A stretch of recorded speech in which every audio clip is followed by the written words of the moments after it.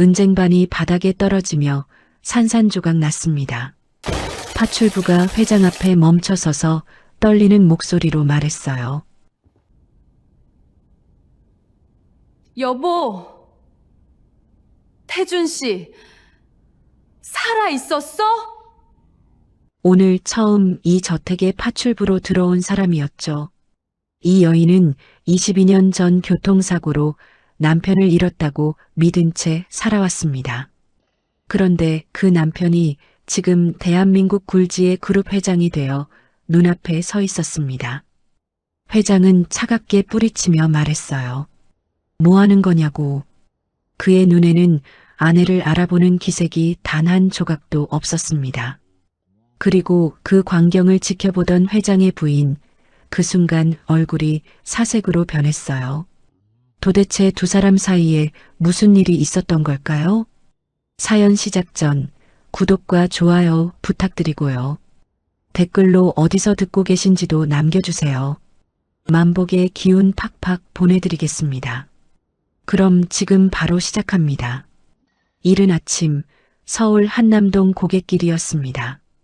고급 외제차들이 오가는 조용한 골목 끝에 세상과 담을 쌓은 듯한 3층짜리 단독 저택 한 채가 들어서 있었어요. 높다란 회색 담장에는 담쟁이 덩굴이 빼곡히 늘어져 있었고 철제 정문 위로는 CCTV 2대가 말없이 골목을 내려다보고 있었습니다. 부자들의 집이란 늘 그렇지요. 문부터 높고 문부터 차갑습니다. 이명희는 그 정문 앞에 멈춰서서 조용히 숨을 골랐어요. 오른쪽 다리가 시큰거렸습니다. 지하철 두 정거장 거리를 걸어온 것뿐인데 무릎 아래가 낡은 경첩처럼 삐걱대고 있었어요. 22해 전 그 사고가 남겨준 선물이었습니다. 비가 오거나 찬바람이 불면 어김없이 말을 걸어오는 그 오래된 흔적이었어요. 명희는 왼손으로 천천히 초인종을 눌렀습니다. 소매 밑으로 손등을 가로지르는 긴 흉터가 아침 햇살에 잠깐 드러났다가 다시 어둠 속으로 숨었어요. 인터폰 너머로 짧고 날카로운 여자 목소리가 들려왔습니다. 입주 도우미요? 뒷문으로. 그게 전부였어요. 잠금 장치가 철컥 열리는 소리도 안내해드리겠다는 말도 없었습니다. 명희는 아무 말 하지 않았어요. 고개를 한번 끄덕이고 담장을 따라 천천히 걸었습니다. 오른발이 끌릴 때마다 신발 밑창이 작은 소리를 냈어요. 사람 하나 없는 아침 골목에서 그 소리가 유독 크게 들렸습니다.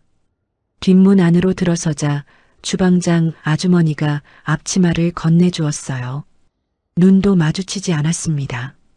화장실 청소는 새벽 5시, 현관 왁스 작업은 6시 전에 끝내야 해요. 사모님 기상 전에. 못 알아들었어요? 알겠습니다. 저택 안은 생각보다 훨씬 넓었어요. 거실 천장은 2층 높이로 탁 트여 있었고 중앙에는 대형 샹들리에가 걸려 있었습니다. 벽에는 정체 모를 서양화들이 액자에 담겨 있었고 계단 손잡이는 황동으로 마무리되어 있었어요. 명희는 그 화려함을 두리번거릴 여유도 없이 곧장 청소 도구함 앞에 무릎을 꿇었습니다. 욕실 바닥을 닦는데 왼손이 자꾸 걸렸어요. 손등 흉터가 걸레 손잡이 모서리에 닿을 때마다 묘하게 쓸렸습니다. 명희는 개의치 않았어요. 22해 동안 그래 왔으니까요. 아프다는 생각보다 익숙하다는 생각이 먼저 드는 그런 통증이었습니다. 점심이 지나고 주방 구석에서 쉬고 있을 때 다른 도우미 한 명이 슬그머니 다가왔어요. 새로 오신 분이죠? 저는 박 씨예요. 조심하세요. 이 집 사모님은. 말을 다 잊지도 못하고 박 씨는 황급히 입을 다물었습니다. 주방 입구에 유미란이 서 있었거든요. 박 씨, 지금 하던 일이나 마저 하세요. 조용한 목소리였어요. 그렇지만 박 씨는 말 한마디 못하고 고개를 숙인 채 사라졌습니다. 명희는 행주를 짜며 아무것도 보지 못한 척했어요. 유미라는 그제야 명희 쪽으로 시선을 옮겼습니다. 이명희 씨. 예. 우리 집 도우미는 눈을 아래로 깔고 다닙니다. 회장님 물건에는 손도 대지 않아요. 저택 3층은 허락 없이 올라가면 그날로 계약 해지해요. 알겠죠? 짧고 단호한 말이었어요. 인사도 온기도 눈 마주침도 없었습니다. 사람을 사람으로 대하는 말투가 아니었어요. 가구나 도구를 점검하는 말투였습니다. 명희는 고개를 숙였어요. 이 정도쯤이야. 버텨야지. 하루가 어떻게 지났는지 몰랐습니다. 욕실을 닦고 거실 유리창을 닦고 계단을 쓸고 주방 바닥을 닦고 다시 욕실로 돌아오는 하루였어요. 오른쪽 다리는 저녁이 되자 통증을 넘어 감각이 무뎌졌습니다. 그나마 다행이라면 주방에서 남은 된장국 한 그릇이라도 먹을 수 있었다는 것이었어요. 밤 11시 지하 골방 같은 도우미 방에 겨우 누웠을 때 명희는 천장을 보며 딸 수아의 얼굴을 떠올렸습니다. 선불금은 이미 병원에 넣었으니 수술은 받을 수 있겠지. 그것만으로도 됐어. 손등 위에 반대손을 살며시 얹고 눈을 감으려는데 흉터가 또 쓸렸어요. 명희는 거기서 오래 머물지 않았습니다. 그 흉터는 생각하면 안 되는 것이었어요. 생각하면 또 그날이 떠오르니까요. 22해 전 그날 밤 뒤집힌 차 안에서 남편의 이름을 목이 터져라 불렀던 그 순간이 눈을 꾹 감았습니다. 첫날이 그렇게 끝났어요. 다음 날도 그 다음 날도 명희는 새벽 4시 반에 눈을 떴습니다. 하지만 그녀는 알지 못했어요. 출장에서 돌아오는 회장의 얼굴이 자신의 인생을 통째로 뒤흔들 얼굴이 될 것이라는 사실을. 입주한 지 열흘째 되던 오후였어요. 아침부터 저택 안이 묘하게 들떠 있었습니다. 주방장 아주머니는 평소보다 2시간 일찍 출근해 냉장고를 점검했고 다른 도우미들은 복도 구석구석을 다시 한번 닦아냈어요. 경비 아저씨는 정문 앞을 3번이나 왔다 갔다 했고 유미라는 아침부터 옷을 2번 갈아입었습니다. 명희는 주방에서 행주를 빨면서 눈치를 살폈어요. 회장님, 오늘 들어오시는 거예요? 다른 도우미에게 조용히 물었습니다. 응, 한 달 만이에요. 미국이랑 일본 출장이었나? 아무튼 사모님이 오늘 꼭 완벽하게 해놓으라고 하셨잖아요. 그제야 분위기가 이해됐어요. 명희는 다시 행주로 손을 닦고 주방 창문 너머 정문 쪽을 흘낏 바라보았습니다. 높은 담장 너머로는 아무것도 보이지 않았어요. 오후 3시가 조금 넘었을 무렵이었습니다. 현관 쪽에서 경비 아저씨 목소리가 들렸어요. 차 한 대가 들어오는 소리, 문이 열리는 소리, 유밀하니 현관으로 나가는 구두 소리가 복도를 울렸습니다. 주방장 아주머니가 명희를 돌아보았어요. 이씨, 웰컴 드링크 들고 거실로 나가봐요. 은쟁반에 레몬수. 명희는 시키는 대로 했습니다. 냉장고에서 레몬수를 꺼내 은쟁반 위에 크리스털 잔을 올리고 오른쪽 다리를 조심스럽게 끌며 거실로 향했어요. 거실 입구에 서는 순간 현관 쪽에서 목소리가 먼저 들렸습니다. 굵고 낮은 남자 목소리였어요. 수행 비서와 짧게 몇 마디를 나누는 목소리였는데 명희는 그 자리에서 그냥 멈춰버렸습니다. 심장이 한 박자 늦게 뛰었어요. 이상하다. 왜 이러지? 별것 아니라고 생각하면서도 다리가 잘 떨어지지 않았어요. 명희는 스스로에게 핀잔을 주며 천천히 걸음을 옮겼습니다. 거실 중앙쯤에 이르렀을 때였어요. 현관문이 열리며 남자가 들어섰습니다. 검은 코트, 단정한 회색 머리, 반듯하게 세운 등. 수행비서가 가방을 받아들었고 유밀하니 옆에 바짝 붙어 무언가를 속삭였습니다. 남자는 코트를 벗어 건네면서 거실 쪽으로 고개를 돌렸어요. 명희와 눈이 마주쳤습니다. 그 순간이었어요. 은쟁반이 손 안에 있다는 것도, 크리스털 잔이 기울어지고 있다는 것도 느끼지 못했습니다. 명희의 눈에는 오직 그 얼굴만 들어왔어요. 주름이 늘었습니다. 머리도 많이 새었어요. 하지만 눈매는, 콧날은, 입술 끝에 그 선은.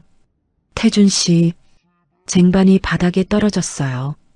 크리스털 잔이 대리석 바닥에 부딪혀 산산조각이 났습니다.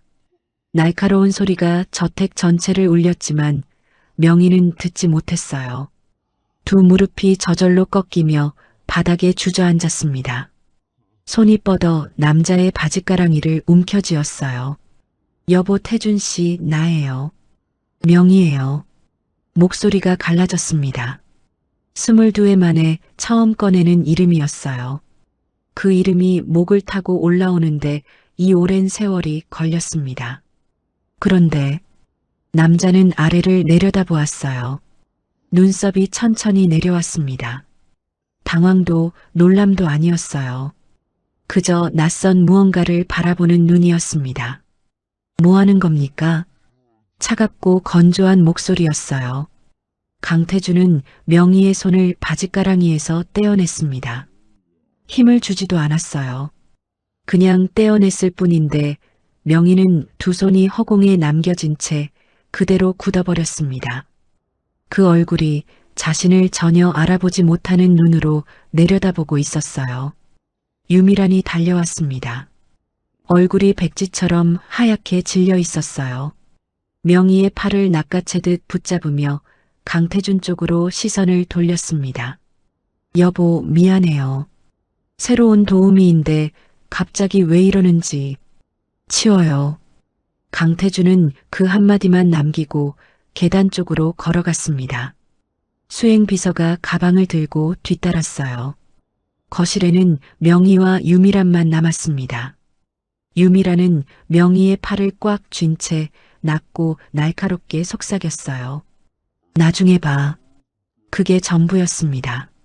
명희는 깨진 크리스털 조각들 사이에 무릎을 꿇은 채 움직이지 못했어요. 유리 파편 하나가 손등 흉터 옆을 스쳐 지나갔지만 느끼지 못했습니다. 눈이 계단 위로 사라지는 그 뒷모습을 따라가고 있었거든요. 저 사람이 모르는 게 맞아. 분명히 맞아. 그런데 왜 이렇게 심장이 무너지는 것인지 명희는 알 수가 없었습니다. 유미란이 명희를 데려간 곳은 지하 창고였습니다.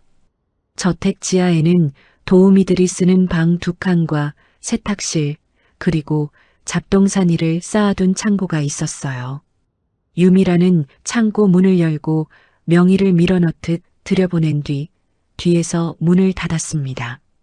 형광등 하나가 깜빡이다 켜졌어요. 낡은 선반들 사이에서 퀴퀴한 냄새가 났습니다. 유미란은 명희 앞에 섰어요. 아까 현관에서 백지처럼 하얗던 얼굴은 이제 딱딱하게 굳어 있었습니다. 눈빛은 조용했지만 그 고요함이 오히려 더 서늘했어요. 이름이 이명이라고 했죠. 예. 어디서 왔어요? 고향이 어디예요? 뜬금없는 질문이었어요. 명희는 잠깐 유미란을 바라보다가 조용히 대답했습니다. 충청도요. 유미란의 눈이 가늘어졌어요. 무언가를 재고 있는 눈이었습니다. 명희는 시선을 흔들지 않았어요. 거실에서 한 집 말이에요. 유미란이 말을 이었습니다. 우리 회장님한테 여보라고 했죠. 어디서 그런 용기가 나온 건지 모르겠지만 착각하지 마세요. 회장님은 당신 같은 사람이 어떻게 생겼는지도 기억 못할 거예요. 차갑고 또렷한 말이었어요. 명희는 아무 말도 하지 않았습니다. 무릎 위로 두 손을 가지런히 모으고 있었어요. 왼손 흉터가 형광등빛 아래 고스란히 드러나 있었습니다. 유미란의 시선이 그 흉터 위에 잠깐 머물렀어요. 불과 한순간이었지만 명희는 느꼈습니다. 그 눈이 흉터를 보는 방식이 처음 보는 사람의 눈이 아니었어요. 그런데 그게 무슨 뜻인지는 아직 알 수 없었습니다. 유미란이 핸드백에서 봉투를 꺼냈어요. 두툼한 봉투였습니다. 테이블도 없는 창고 안에서 유미란은 그 봉투를 명의 앞 선반 위에 올려놓았어요. 500만 원이에요. 계약서에 사인하고 오늘 들어온 선불금보다 더 얹어서 드리는 거예요. 지금 짐 싸서 나가면 아무 일도 없었던 걸로 해드릴게요. 명희는 봉투를 내려다보았습니다. 두꺼운 봉투였어요. 500만 원이면 적지 않은 돈이었습니다. 하지만 명희의 손은 그 봉투 쪽으로 움직이지 않았어요. 못 나갑니다. 유미란의 눈썹이 미세하게 움직였어요. 뭐라고요? 못 나간다고요. 저는 아직 할 일이 남아 있어요. 짧은 침묵이 흘렀습니다. 유미란은 천천히 팔짱을 끼웠어요. 봉투를 다시 집어들었다가 명희 무릎 위에 올려놓았습니다. 이번에는 직접 손에 쥐어주는 방식이었어요. 이명애 씨, 나는 지금 부탁하는 게 아니에요. 이 집에서 도우미가 해고되면 어떻게 되는지 알아요? 소개업체 블랙리스트에 올라가요. 다른 집에 취업도 안 돼요. 협박이었어요. 부드럽게 포장했지만 속은 날이 서 있었습니다. 명희는 봉투를 다시 선반 위에 올려놓았어요.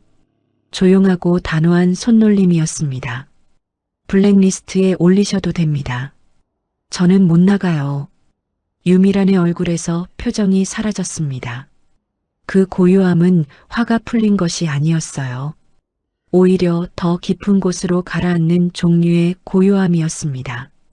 결정을 내리기 직전의 사람이 짓는 그 표정이었어요. 유미란은 봉투를 핸드백 안에 다시 집어넣었습니다. 그리고 아무 말도 없이 창고 문을 열고 나갔어요. 문이 닫혔습니다. 명희는 혼자 남겨진 창고 안에서 한동안 꼼짝도 하지 않았어요. 형광등이 다시 한번 깜빡였습니다. 낡은 선반들이 침묵 속에 서 있었어요. 태준 씨는 나를 몰라봤어. 정말로. 그 사실을 다시 한번 되새기는데 가슴 한쪽이 무너지는 것 같았습니다. 하지만 명희는 그 감정을 오래 붙들지 않았어요. 붙들고 있으면 안 된다는 걸 알고 있었거든요. 지금 이 자리에서 흔들리면 수아가 위험해집니다. 명희는 천천히 일어섰어요. 오른쪽 다리가 삐걱거렸습니다. 창고 문을 열고 나오려는데 복도 끝에서 유미란의 뒷모습이 보였어요. 계단을 오르다가 멈춰서서 핸드백 안에서 휴대폰을 꺼내 들었습니다. 그리고 어딘가로 전화를 걸기 시작했어요. 목소리는 들리지 않았어요. 거리가 멀었거든요. 하지만 유미란의 등이 굳어 있었습니다. 어깨가 올라가 있었어요. 그것만으로도 충분했습니다. 저 전화가 좋은 전화가 아니라는 것쯤은 명희도 알 수 있었거든요. 밤이 깊어지자 저택이 조용해졌습니다. 다른 도우미들은 진작 잠들었어요. 명희는 좁은 침대 위에 누운 채 천장을 바라보았습니다. 눈이 감기지 않았어요. 오늘 거실에서 본 그 얼굴이 눈을 감으면 더 또렷하게 떠올랐거든요. 명희는 결국 몸을 일으켰습니다. 낡은 가방 깊숙이 손을 넣었어요. 옷가지 아래, 수건 아래, 그 밑에 작은 상자 하나가 있었습니다. 손바닥만 한 나무 상자였어요. 오래된 원목에 작은 자물쇠가 달려 있었고 뚜껑 위에는 세월에 닳아 희미해진 글자가 새겨져 있었습니다. 사랑하는 명희에게. 명희는 그 상자를 두 손으로 감쌌어요. 눈을 감았습니다. 그러자 22해 전 그날 밤이 다시 왔습니다. 봄이었어요. 결혼 5주년 되던 해의 봄이었습니다. 태주는 저녁 늦게 퇴근하면서 등 뒤로 무언가를 감추고 들어왔어요. 35살의 강태주는 지금보다 훨씬 마른 얼굴이었고 웃을 때 눈가에 잔주름이 잡혔습니다. 명희는 부엌에서 국을 끓이다가 돌아보았어요. 뭐야 그게. 눈 감아봐. 또 눈 감으라고. 명희는 국자를 내려놓고 눈을 감았습니다. 태준의 손이 명희 앞에 무언가를 내밀었어요. 손바닥 위에 올려지는 느낌이 났습니다. 작고 단단하고 나무 냄새가 났어요. 떠봐. 명희가 눈을 떴습니다. 손바닥 위에 작은 나무 상자가 놓여 있었어요. 원목을 직접 다듬어 만든 것이 분명했습니다. 뚜껑 위에 글자가 새겨져 있었어요. 사랑하는 명희에게. 응. 직접 팠어. 당신이? 태준이 뒷머리를 극적였어요. 쑥스러운 표정이었습니다. 자물쇠 달았는데 열쇠는 여기. 손목에 걸려있던 작은 열쇠 하나를 명희 손에 쥐어주었어요. 안에 편지 넣어뒀어. 근데 아직 열지 마. 왜? 나중에. 많이 보고 싶을 때 열어봐. 명희는 상자를 들어 이리저리 살펴보았어요. 자물쇠 옆에 엄지손톱만 한 나비 한 마리가 새겨져 있었습니다. 언제 이걸 다 만들었어? 퇴근하고. 매일 야근이면서. 야근하다가. 명희는 그 상자를 품에 꼭 안았어요. 태주는 그런 명희를 보며 빙그레 웃었습니다. 그것이 마지막으로 본 그 사람의 웃음이었어요. 이튿날 저녁이었습니다. 태준이 갑자기 전화를 걸어왔어요. 목소리가 이상했어요. 평소보다 낮고 짧았습니다. 명희야, 나 데리러 와줄 수 있어? 회사 앞으로. 왜, 차는? 그냥 와줘. 이유를 더 묻기도 전에 전화가 끊겼습니다. 명희는 수아를 이웃집에 맡기고 차를 몰았어요. 그때 수아는 8살이었습니다. 태주는 회사 앞에 서 있었어요. 평소와 다른 표정이었습니다. 조수석에 타면서도 말이 없었어요. 무슨 일 있어? 아무것도 아니야. 명희는 더 캐묻지 않았습니다. 차가 큰 길로 들어섰어요. 신호를 기다리는데 옆 차선에서 트럭 한 대가 속도를 줄이지 않고 달려오고 있었습니다. 그 다음은 소리였어요. 쇳덩이들이 부딪히는 소리, 유리가 터지는 소리, 그리고 명희 자신의 목소리가 있었습니다. 그 목소리가 자신의 것인지도 몰랐어요. 정신을 차렸을 때 차는 뒤집혀 있었습니다. 왼손에 유리 파편이 박혀 있었어요. 오른쪽 다리 아래가 짓눌려 있었습니다. 명희는 그것보다 먼저 조수석을 보았어요. 태준이 없었습니다. 문이 열려 있었어요. 사고 충격으로 튕겨나간 것인지 아니면 다른 무언가인지 명희는 손을 뻗었습니다. 왼손에서 피가 흘렀지만 느끼지 못했어요. 태준 씨, 태준 씨. 아무 대답이 없었습니다. 명희는 눈을 떴습니다. 형광등도 꺼진 도우미 방 안이었어요. 두 손 안에 나무 상자가 있었습니다. 차갑고 단단하고 여전히 나무 냄새가 났어요. 그날 이후로 22회 동안 명희는 이 상자를 열지 않았습니다. 태준이 많이 보고 싶을 때 열어보라고 했지만 명희는 열 수가 없었어요. 열어버리면 진짜로 그 사람이 없어질 것 같았거든요. 뚜껑 위의 글자를 손끝으로 천천히 더듬었습니다. 사랑하는 명희에게. 태준 씨, 그 사람이 살아있었습니다. 이 저택 3층 어딘가에서 지금 이 순간에도 살아 숨쉬고 있었어요. 그런데 그 사람은 명희를 몰라봤습니다. 눈물이 났어요. 소리 없는 눈물이었습니다. 명희는 상자를 가슴에 꼭 끌어안고 이불을 끌어올렸어요. 이 상자만 있으면 조금은 버틸 수 있을 것 같았습니다. 그렇게 생각하는 사이 명희는 모르고 있었습니다.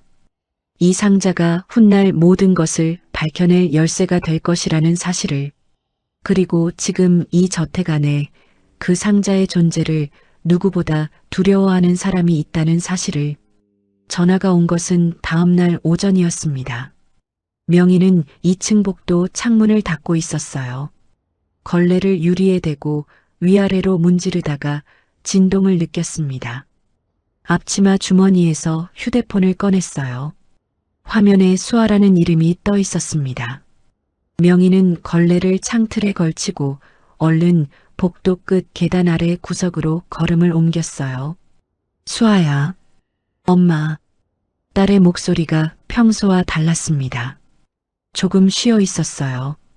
목소리가 왜 그래? 어디 아파? 아니, 괜찮아. 그냥 전화하고 싶어서. 명희는 가슴이 내려앉는 것을 느꼈습니다. 수아는 아프다는 말을 잘하지 않는 아이였어요. 엄마한테 걱정 끼치기 싫어서 괜찮다, 괜찮다 입버릇처럼 달고 사는 아이였습니다. 그 아이가 전화를 먼저 걸어온 것 자체가 신호였어요. 병원에서 뭐라고 했어? 짧은 침묵이 흘렀습니다. 수아야, 수치가 좀 올랐대. 담당 선생님이 수술 일정 당기는 게 좋겠다고 하더라. 얼마나? 한 달. 명희는 눈을 감았어요. 원래 수술 일정은 2달 뒤였습니다. 그게 한 달로 당겨진다는 말이었어요. 알겠어. 선생님 말씀대로 해. 엄마, 근데 거기 생활은 괜찮아? 힘들지 않아? 명희는 소리 없이 숨을 한 번 내쉬었습니다. 하나도 안 힘들어. 밥도 잘 나오고 사람들도 다 착해. 거짓말이었어요. 하지만 수아에게 들려줄 수 있는 유일한 말이었습니다. 엄마, 미안해. 왜 미안해? 엄마가 하고 싶어서 하는 거야. 너는 그냥 밥 잘 먹고 수술 잘 받으면 돼. 알겠지? 응. 전화가 끊겼습니다. 명희는 한동안 휴대폰을 손에 든 채 계단 아래에 서 있었어요. 오른쪽 다리가 다시 시큰거렸습니다. 하지만 이번엔 그 통증이 느껴지지도 않았어요. 한 달. 수아에게 한 달이 남았습니다. 명희가 이 저택에서 버텨야 할 이유가 더 단단해진 셈이었어요. 주머니에 휴대폰을 넣고 다시 걸레를 집으러 걸음을 옮기는데 계단 위에서 발소리가 들렸습니다. 명희는 반사적으로 고개를 숙였어요. 내려오는 사람은 강태준이었습니다. 캐주얼한 차림이었어요. 검은 스웨터에 바지, 손에는 서류 한 뭉치를 들고 있었습니다. 수행 비서도 없이 혼자였어요. 명희는 복도 벽 쪽으로 한 발 물러서며 고개를 더 숙였습니다. 심장이 빠르게 뛰었어요. 어제 거실에서 있었던 일이 떠올랐습니다. 강태준은 계단을 내려와 복도를 지나쳐 갔어요. 명희 곁을 스쳐 지나는 순간 발걸음이 살짝 느려졌습니다. 그러더니 멈췄어요. 명희는 숨을 참았습니다. 강태준은 걸음을 멈춘 채 잠시 그 자리에 서 있었어요. 뒤를 돌아보지는 않았습니다. 그냥 서 있었어요. 마치 무언가가 발목을 잡은 사람처럼. 그러다가 손으로 관자놀이를 짚었습니다. 두통이 오는 사람의 동작이었어요. 잠깐 눈을 감았다가 뜨더니 이내 아무 일도 없었다는 듯 다시 걸음을 옮겼습니다. 서재 쪽으로 사라지는 뒷모습이 복도 끝에서 시야에서 사라졌어요. 명희는 그제야 숨을 내쉬었습니다. 손이 떨렸어요. 걸레를 집으러 손을 뻗었는데 왼손 흉터가 있는 손등이 파르르 떨리고 있었습니다. 왜 멈춘 거지? 알 수 없었어요. 기억을 잃은 사람이 이유도 없이 멈추는 일이 있을까 명희는 생각했습니다. 하지만 그 생각을 오래 붙들지 않았어요. 지금은 그럴 때가 아니었습니다. 명희는 다시 창문 앞에 섰습니다. 걸레를 들었어요. 유리 위로 걸레가 지나가면서 뿌연 자국이 지워졌습니다. 수아야, 엄마 여기 있어. 버티고 있어. 속으로 중얼거리며 힘을 주었어요. 그때였습니다. 아래층에서 유미란의 구두 소리가 올라왔어요. 명희는 자세를 바로잡고 시선을 창문에 고정했습니다. 유미란은 명희 옆을 지나치면서 단 한 번도 쳐다보지 않았어요. 그냥 지나쳤습니다. 그런데 이상하게도 그 무심함이 더 무거웠어요. 어젯밤 창고에서의 협박보다 아무 말도 하지 않는 오늘이 더 서늘했습니다. 무언가가 준비되고 있다는 느낌이었어요. 명희는 그 느낌을 떨쳐내려 했지만 걸레를 쥔 손에 저도 모르게 힘이 들어가고 있었습니다. 새벽 2시였습니다. 저택은 완전히 잠들어 있었어요. 경비 아저씨는 정문 초소에서 꾸벅꾸벅 졸고 있었고 다른 도우미들도 진작 불을 껐습니다. 지하 복도에는 비상등 하나만 붉게 켜져 있었어요. 유미라는 소리 없이 지하 계단을 내려왔습니다. 실크 잠옷 위에 가운을 걸쳤고 손에는 작은 파우치 하나를 들고 있었어요. 도우미 방 앞에 멈춰서서 귀를 기울였습니다. 안에서 고른 숨소리가 들렸어요. 유미라는 천천히 문손잡이를 돌렸습니다. 삐걱 소리가 날까봐 아주 느리게, 아주 조심스럽게. 명희는 이불을 턱까지 끌어올린 채 자고 있었어요. 왼손을 가슴 위에 올리고 오른쪽 다리를 살짝 바깥으로 뻗은 자세였습니다. 가방은 침대 머리맡에 놓여 있었어요. 유미란의 시선이 침대 아래로 내려갔습니다. 매트리스 옆 틈새로 손을 밀어 넣었어요. 파우치에서 꺼낸 것은 작은 보석 케이스였습니다. 손가락으로 매트리스 스프링 사이를 더듬어 안쪽 깊숙이 밀어 넣었어요. 명희의 숨소리는 변하지 않았습니다. 유미라는 천천히 일어섰어요. 문을 닫고 지하 복도를 걸어나가면서 단 한 번도 뒤를 돌아보지 않았습니다. 이튿날 아침 8시였어요. 유미란의 목소리가 저택 전체를 흔들었습니다. 내 목걸이가 없어졌어요. 거실에서부터 들려오는 소리에 도우미들이 하나둘 뛰어나왔어요. 유미란은 드레스룸 앞에서 서랍을 열었다 닫았다 반복하며 소리쳤습니다. 어젯밤까지 분명히 여기 있었는데 3캐럿짜리 다이아몬드 목걸이예요. 없어졌다고요. 주방장 아주머니가 달려왔고 비서가 달려왔어요. 강태준도 서재에서 나와 복도에 섰습니다. 뭔 소리야? 누가 훔쳐갔어요. 여보, 당장 방 다 뒤져야 해요. 유미란의 눈이 계단 아래 멍하니 서 있는 도우미들 위로 천천히 흘렀어요. 그리고 명희에게 멈췄습니다. 전부 방 열어요. 지금 당장. 명희는 가슴이 철렁했습니다. 하지만 내색하지 않았어요. 난 아무것도 안 했으니까. 다른 도우미들과 함께 방문을 열었습니다. 주방장 아주머니가 제일 먼저 수색을 받았어요. 아무것도 나오지 않았습니다. 다른 도우미 방도 마찬가지였어요. 명희의 방 차례가 왔습니다. 비서가 들어와 가방을 뒤집었어요. 옷가지가 쏟아졌고 수건이 떨어졌고 나무 상자가 바닥에 굴렀습니다. 명희는 그 상자를 보는 순간 손이 뻗어나갔어요. 그건 제 거예요. 비서는 상자를 집어들었다가 내려놓았습니다. 자물쇠가 달려 있었거든요. 유미란이 입구에서 지켜보고 있었어요. 매트리스도요. 비서가 매트리스를 들어 올렸습니다.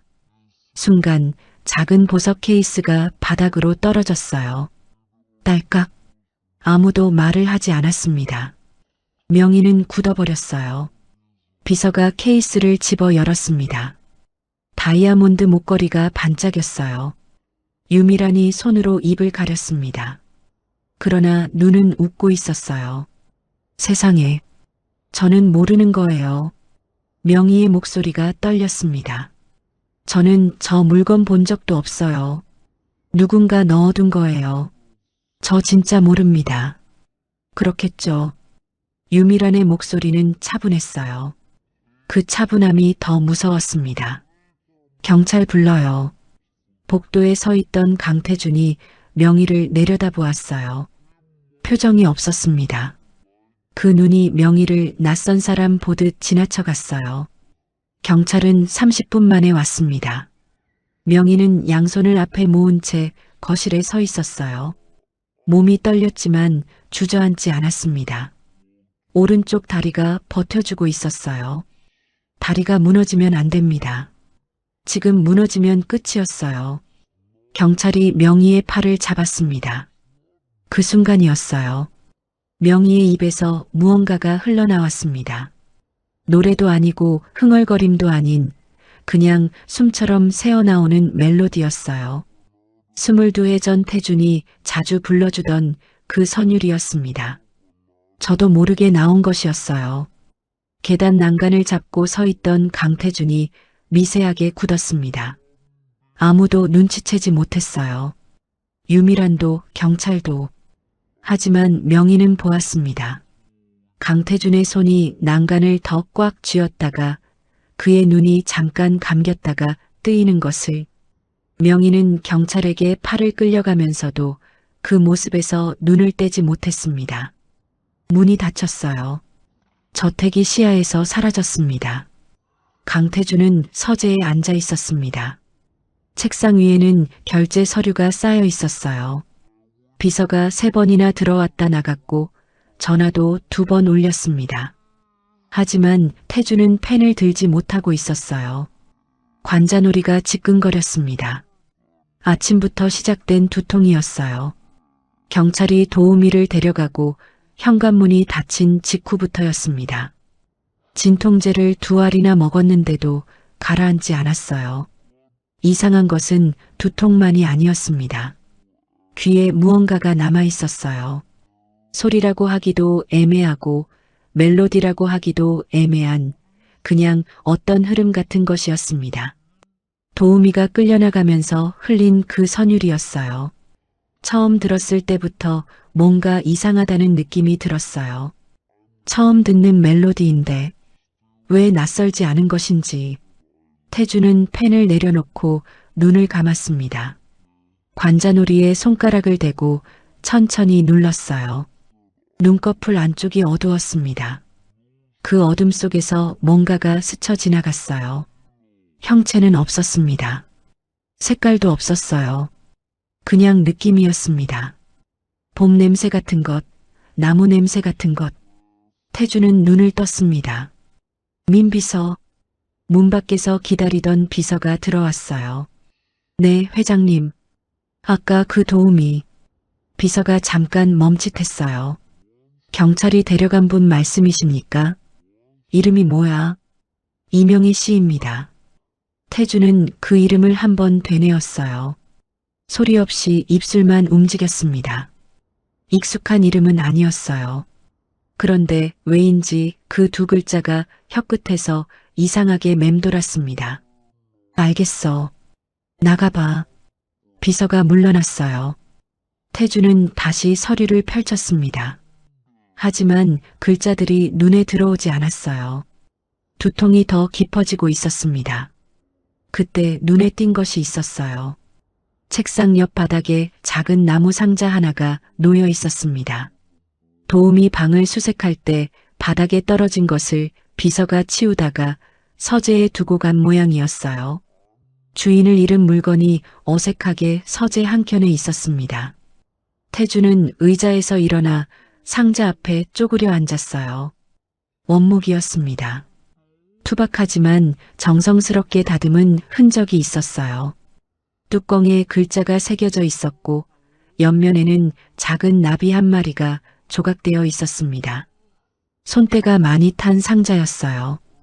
오래 쥐고 다닌 사람의 온기가 남아있는 것 같았습니다. 자물쇠가 달려 있었어요. 태준은 뚜껑 위의 글자를 손끝으로 짚었습니다. 그 순간이었어요. 두통이 갑자기 치솟았습니다. 눈앞이 하얗게 번쩍였어요. 태준은 책상 모서리를 붙잡았습니다. 무릎이 저절로 바닥에 닿았어요. 뭔가가 보일 듯 말 듯 했습니다. 형체 없는 잔상이었어요. 봄 햇살 속에 서 있는 누군가, 웃고 있는 얼굴, 손 안에 쥐어지는 작은 무게, 그리고 그 멜로디가 다시 들렸습니다. 귀에서 들리는 것이 아니었어요. 머릿속에서 나오는 것이었습니다. 처음부터 거기 있었던 것처럼 어떤 방 깊숙이 잠겨 있던 것이 문고리를 두드리는 것처럼. 태준은 이마를 짚으며 천천히 일어섰어요. 식은땀이 났습니다. 한편 경찰서에서는 명희가 작은 조사실 의자에 앉아 있었습니다. 형광등이 머리 위에서 윙윙거렸어요. 명희는 두 손을 무릎 위에 올리고 허리를 곧게 세웠습니다. 억울하다는 것을 알기에 더 당당하게 앉아 있어야 했어요. 저는 그 목걸이 본 적 없습니다. 누군가 제 방에 넣어둔 거예요.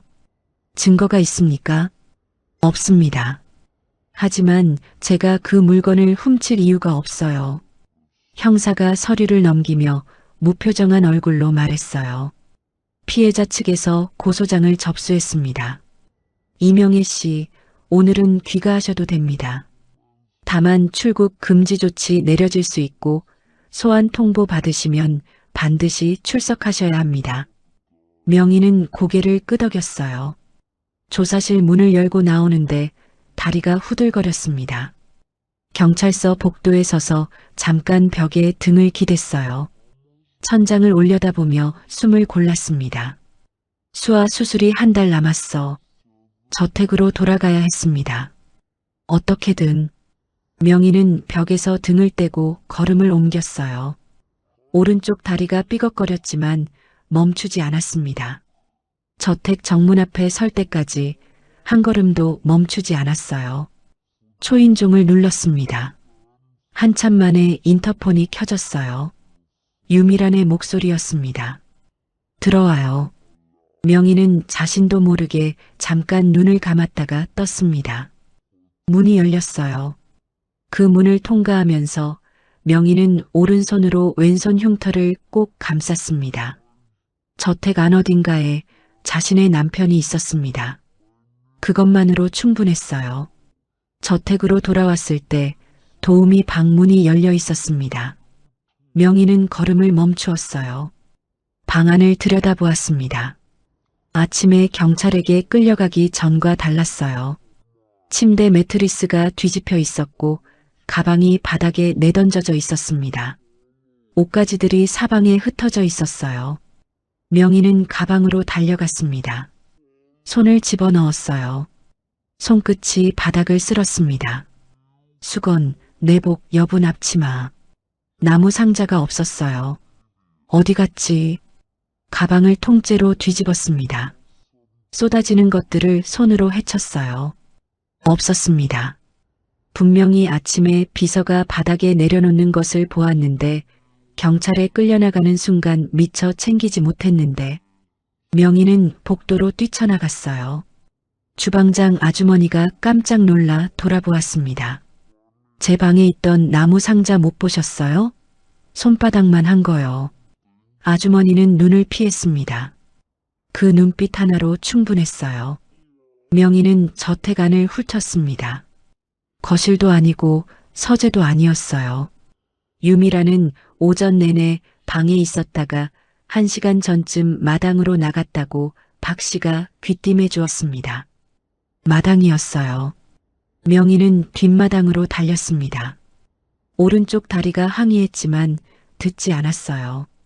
뒷마당 끝에는 낙엽과 쓰레기를 태우는 소각 드럼통이 하나 있었습니다. 저택 담장 가까이에 놓인 낡은 드럼통이었어요. 연기가 피어오르고 있었습니다. 유미란이 드럼통 앞에 서 있었어요. 한 손에 집게를 들고 있었습니다. 그리고 다른 손에는 나무 상자였어요. 안 돼요. 명희의 목소리가 마당을 갈랐습니다. 유미란이 돌아보았어요. 놀란 표정이 아니었습니다. 오히려 기다렸다는 듯 차갑게 굳은 얼굴이었어요. 왔네요. 그거 내 거예요. 내놓으세요. 당신 거요? 도둑이 물건 주인이에요? 유미란이 나무 상자를 드럼통 위로 들어 올렸습니다. 드럼통 안에서 불꽃이 일렁였어요. 명희는 달려갔습니다. 유미란이 상자를 놓았어요. 안 돼. 상자가 불 속으로 떨어졌습니다. 명희는 생각하지 않았어요. 드럼통 앞에 무릎을 꿇으며 두 손을 불 속에 밀어 넣었습니다. 뜨거움이 순식간에 왔어요. 손등이 타는 냄새가 났습니다. 손가락이 상자에 닿았어요. 꽉 쥐었습니다. 잡아당겼어요. 상자가 드럼통 밖으로 나왔습니다. 뚜껑 모서리가 검게 그을려 있었어요. 명희는 상자를 가슴에 끌어안고 바닥에 주저앉았습니다. 왼손이 타들어가고 있었어요. 흉터 위로 붉은 화상이 겹쳐졌습니다. 손등 피부가 벌겋게 달아올라 있었어요. 고통이 파도처럼 밀려왔습니다. 눈물이 나려고 했지만 명희는 이를 악물었어요. 상자를 더 꽉 쥐었습니다. 유미란이 내려다보고 있었어요. 그게 뭔데 그렇게 목숨을 거는 거예요? 명희는 대답하지 않았습니다. 유미란의 눈이 가늘어졌어요. 상자를 보는 눈이었습니다. 그 눈에 무언가가 있었어요. 명희는 그것을 읽으려 했지만 통증이 너무 심해 생각이 흐트러졌습니다. 태워봤자 소용없어요. 유미란이 낮게 중얼거렸습니다. 혼잣말 같기도 했고 명희에게 하는 말 같기도 했어요. 그게 있어봤자 아무것도 증명 못해요. 그 말이었습니다. 아무것도 증명 못한다는 그 말. 증명이라는 단어가 왜 거기서 나오는 것인지 명희는 순간 멍해졌어요. 유미란은 집게를 드럼통 옆에 내려놓고 저택 안으로 걸어 들어갔습니다. 마당에 명희 혼자 남았어요. 왼손이 욱신거렸습니다. 상자를 쥔 손가락이 떨렸어요. 명희는 그을린 뚜껑 위의 글자를 확인했습니다. 검댕이 묻었지만 글자는 살아있었어요. 사랑하는 명희에게. 눈물이 났습니다. 이번엔 참지 못했어요. 소리도 없이 그냥 뺨 위로 흘렀습니다.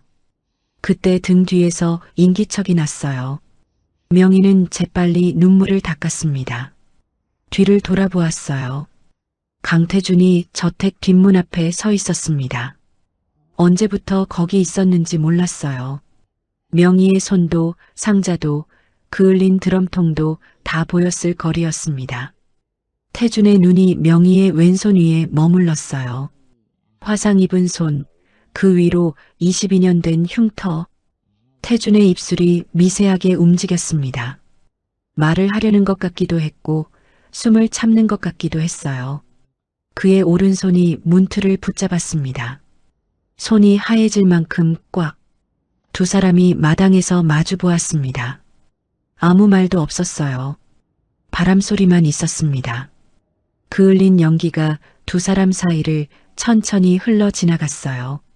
태준이 먼저 눈을 거두었습니다. 돌아서서 안으로 들어갔어요. 하지만 명희는 보았습니다.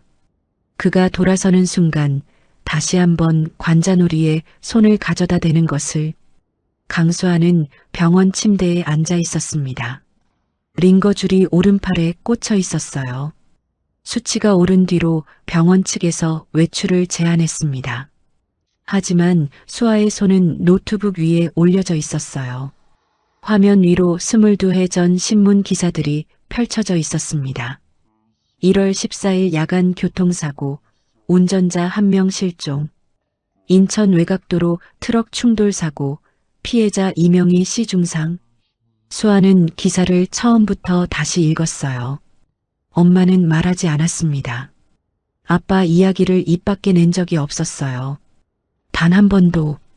수아가 아빠 얘기를 꺼내면 명희는 그냥 웃었어요. 좋은 사람이었다고, 그것으로 끝이었습니다. 그런데 엄마가 그 저택에서 무언가를 보았어요. 전화기 너머로 느꼈습니다. 엄마가 괜찮다고 할 때마다 더 걱정이 되는 것이 20몇 년을 함께 살아온 딸의 감이었어요. 수아는 닷새 전부터 아빠의 사고 기록을 파고 있었습니다. 오후 2시에 전화 한 통이 왔어요. 경찰청에 근무하는 대학 동기였습니다. 수아야, 내가 기록 열람 부탁해서 확인해 봤거든. 22년 전 그 사고, 트럭 기사 이름이 최병득이야. 사고 2달 뒤에 본인 과실로 처리되고 합의 종결됐어. 합의요? 엄마가 합의한 기억이 없다고 했는데.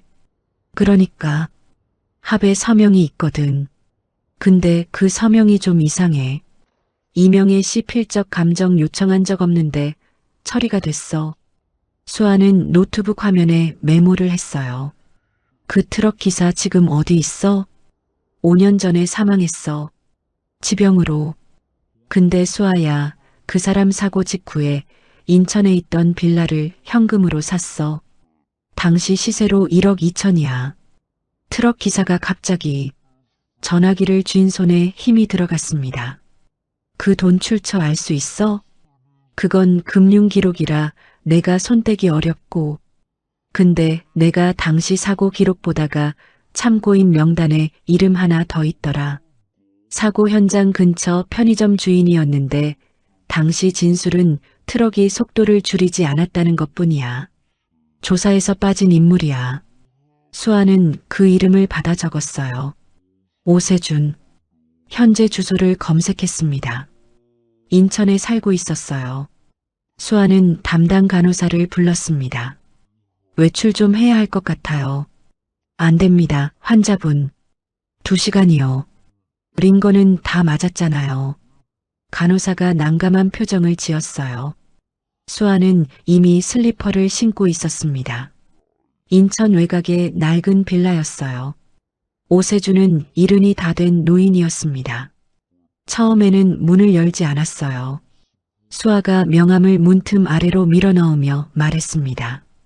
22년 전 그 사고 피해자의 딸이에요. 아버지 찾고 있어요. 긴 침묵이 흘렀습니다. 그러다가 문이 열렸어요.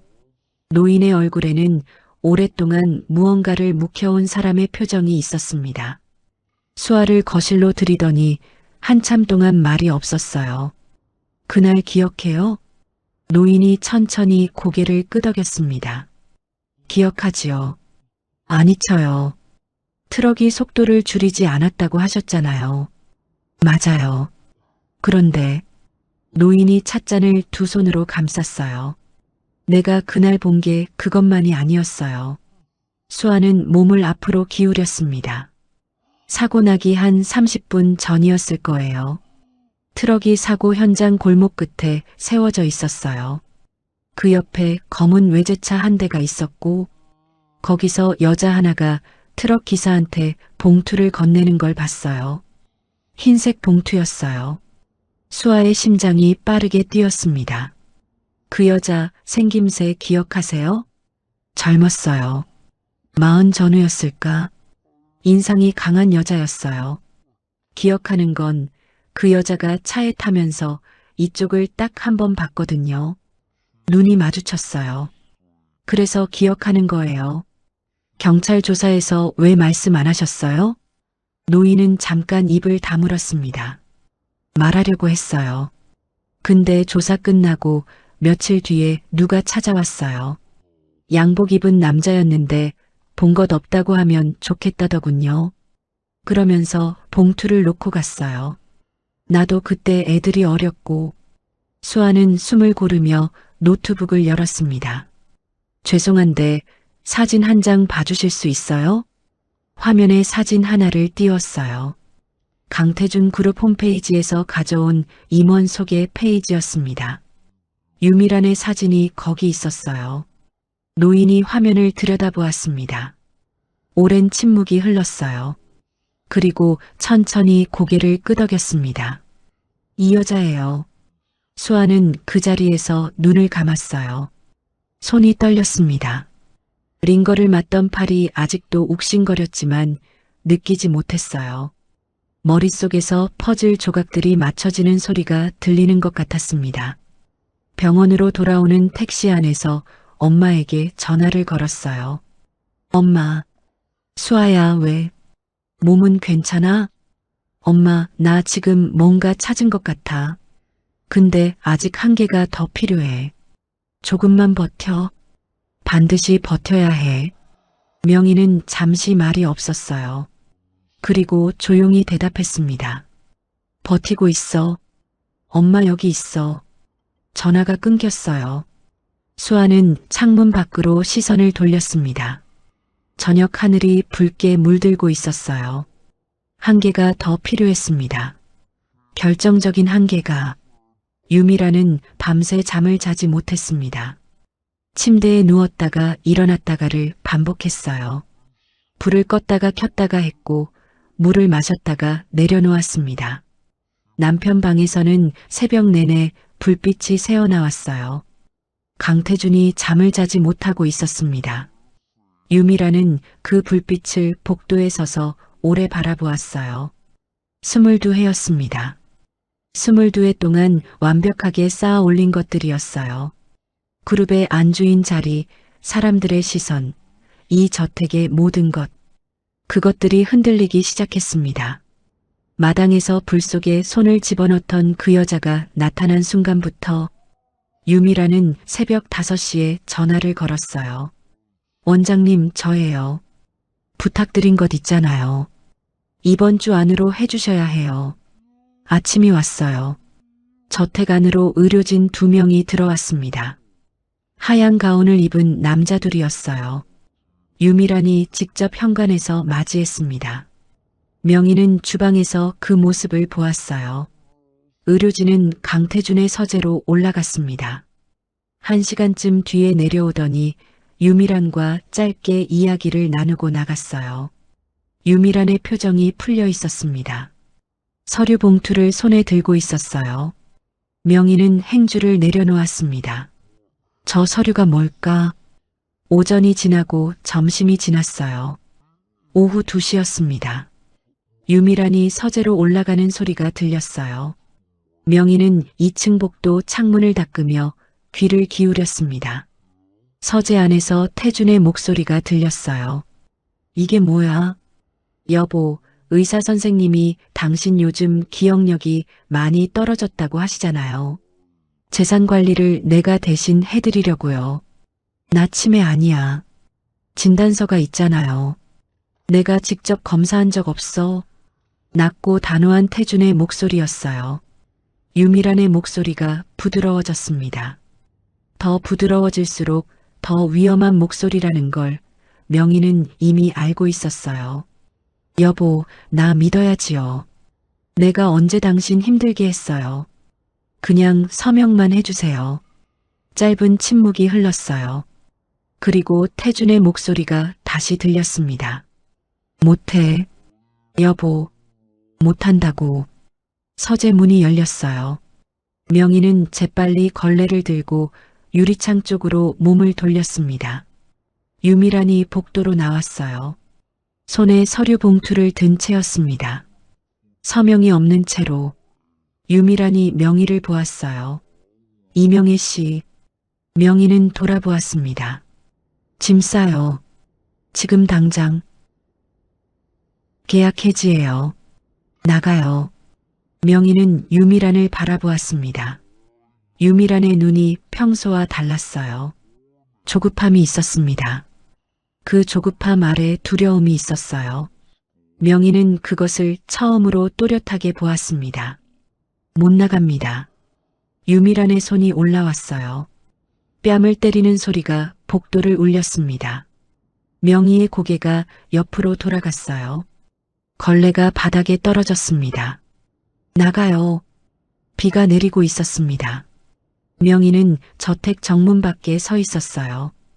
가방 하나를 손에 들고 빗속에 그대로 서 있었습니다. 우산이 없었어요. 경비 아저씨가 눈을 피하며 정문을 닫았습니다. 빗물이 머리 위에서 흘러내렸어요. 뺨이 아직 화끈거렸습니다. 하지만 명희는 정문을 바라보았어요. 닫힌 철문 너머 저택을 바라보았습니다. 태준 씨가 저 안에 있었어요. 가방 안에 손을 집어넣었습니다. 차갑고 단단한 것이 손에 잡혔어요.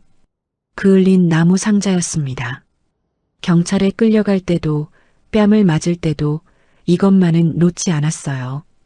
그때였습니다. 정문 안쪽에서 엔진 소리가 들렸어요. 흰색 차량이었습니다. 번호판도 없고 아무 표시도 없는 사설 구급차처럼 생긴 차였어요. 정문이 다시 열렸습니다. 명희는 눈을 가늘게 떴어요.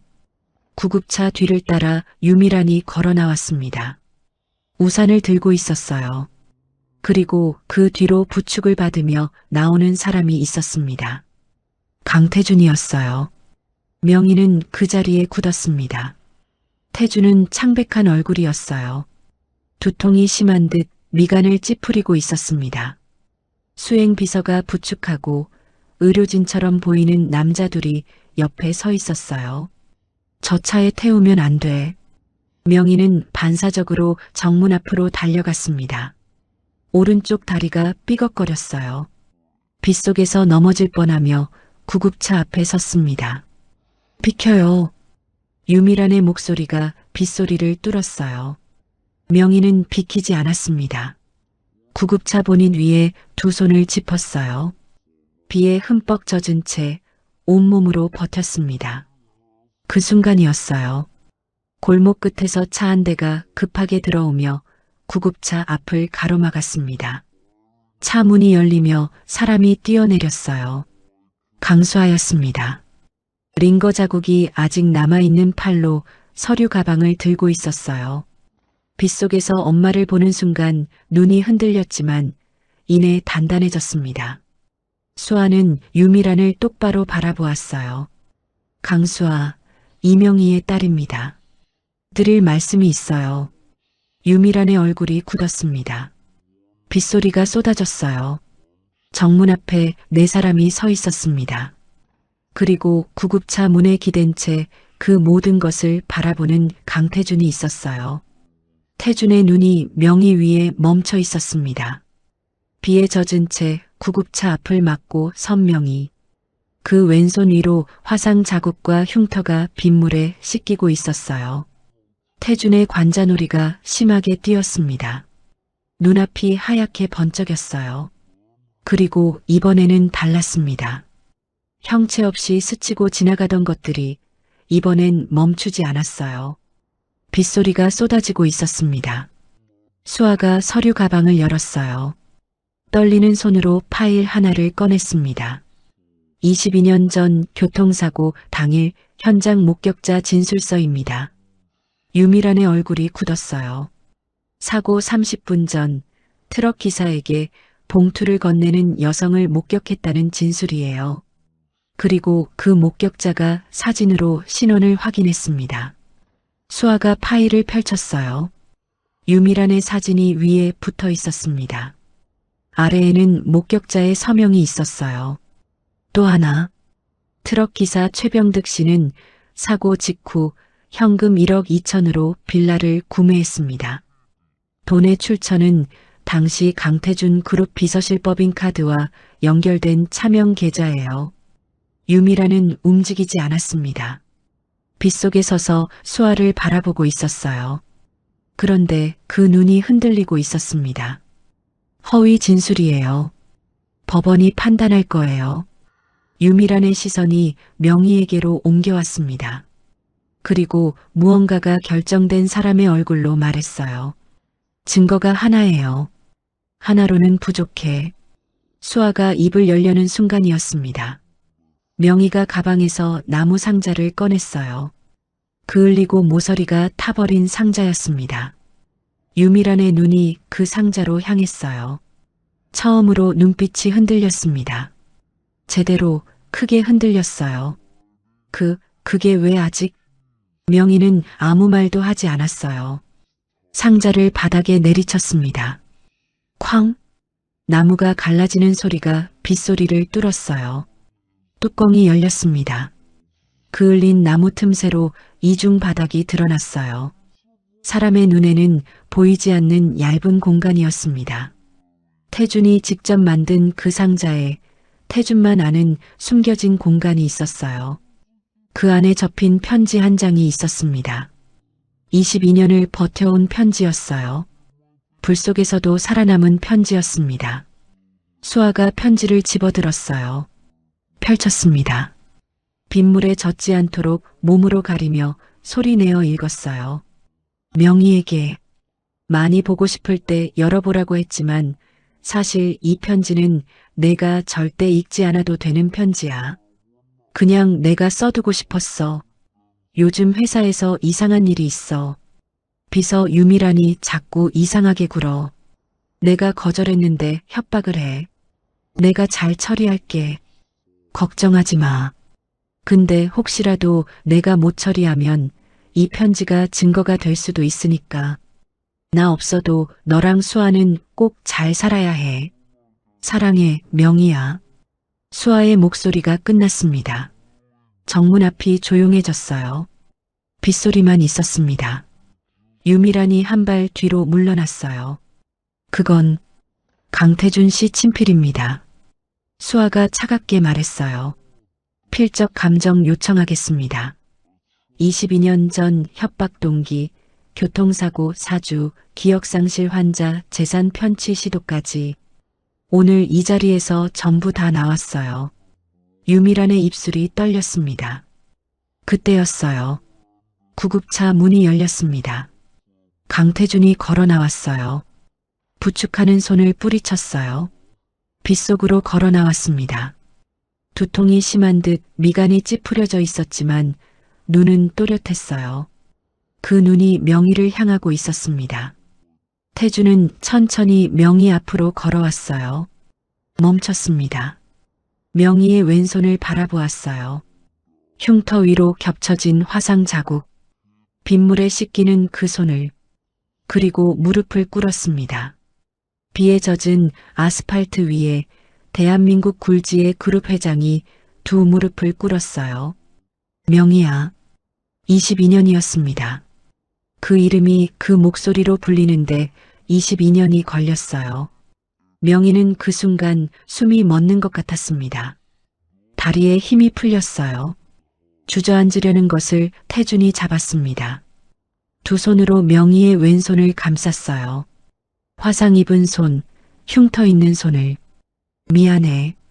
태준의 목소리가 갈라졌습니다. 미안해, 명희야. 내가 너무 늦었어. 명희는 울었습니다. 소리내어 울었어요. 22년 동안 참아온 것들이 빗소리 속으로 쏟아졌어요. 태준도 울었습니다. 빗속에서 아스팔트 위에서 두 사람이 서로의 손을 잡고 있었어요. 수아가 고개를 돌렸습니다. 눈물을 감추려는 것 같았어요. 유미라는 뒷걸음질을 쳤습니다. 돌아서서 달아나려는 순간 골목 입구에서 경찰차가 들어왔어요. 수아가 목격자 진술을 확보한 직후 경찰에 신고해뒀던 것이었습니다. 경찰이 유미란의 손목을 잡았어요. 교통사고 사주 및 살인미수 혐의로 임의동행 요청합니다. 유미란이 발버둥을 쳤습니다. 나요.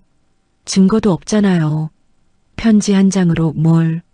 목격자 진술과 금융 기록, 그리고 피해자 자필 진술서까지 있습니다. 경찰이 조용히 말했어요.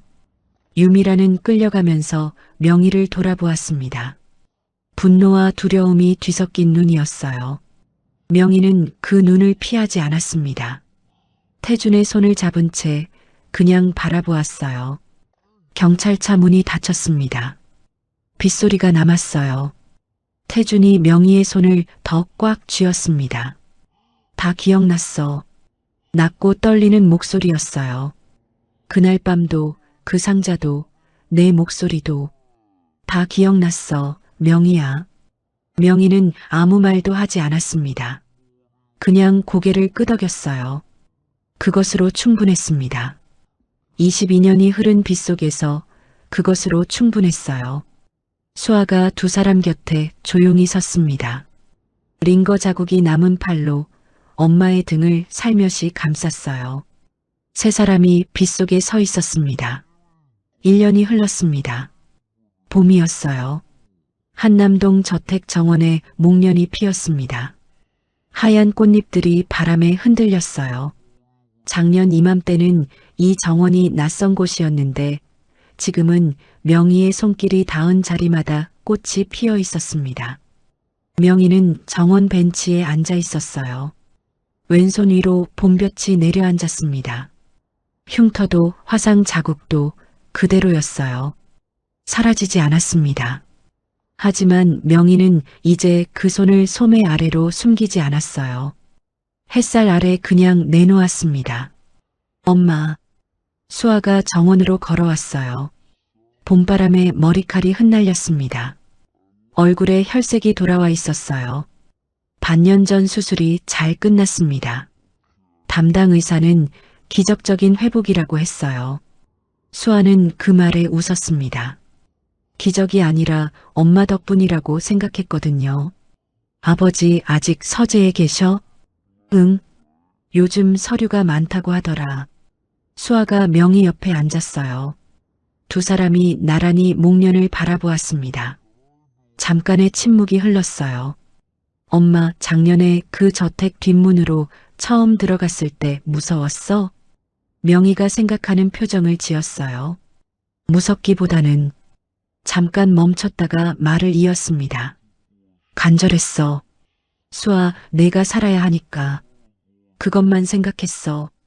수아가 명희의 손을 잡았어요.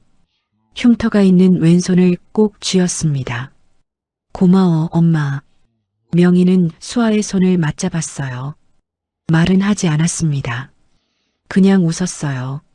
눈가에 잔주름이 잡히는 57년의 세월이 담긴 웃음이었습니다. 법원 판결은 석 달 전에 났어요. 유미라는 교통사고 사주, 살인미수, 사기, 재산 편취 시도 혐의 모두 유죄를 선고받았습니다. 재판장이 형량을 읽는 동안 유미라는 아무 말도 하지 않았어요. 법정을 나가는 뒷모습이 작아 보였습니다. 22회 동안 남의 자리에 앉아있던 사람의 뒷모습이었어요. 명희는 법정에 가지 않았습니다. 태준이 가지 않아도 된다고 했어요. 명희도 그러고 싶었습니다. 그 사람 얼굴을 다시 보고 싶지 않았어요. 그냥 여기, 이 정원에서 꽃이 피는 것을 보고 싶었습니다. 저녁이 되었을 때 태준이 정원으로 나왔어요. 손에 작은 것을 들고 있었습니다. 명희가 고개를 돌렸어요. 복원된 나무 상자였어요. 그을린 부분을 새 원목으로 메우고 달아버린 글자를 다시 새겼습니다. 전문 목공에게 맡겼지만 태준이 직접 감수했어요. 뚜껑 위의 글자도 옆면의 나비 조각도 처음과 똑같이 살아났습니다. 사랑하는 명희에게. 태준이 명희 옆에 앉으며 상자를 내밀었어요. 이번엔 열어봐도 돼. 명희가 상자를 받아들었습니다.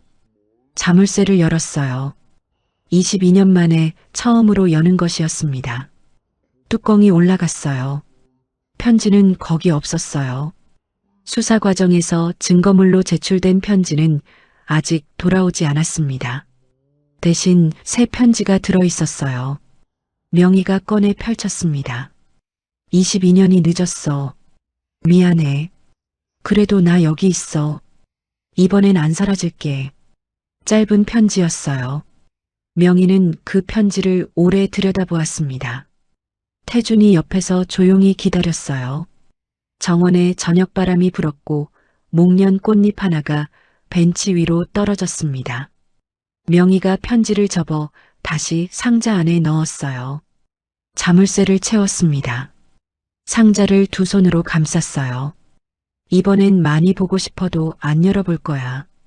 태준이 의아한 얼굴을 했습니다. 왜? 보고 싶으면 옆에 있으면 되니까. 태준은 아무 말도 하지 않았어요. 그냥 명희의 왼손을 잡았습니다. 흉터 위에 손을 얹었어요.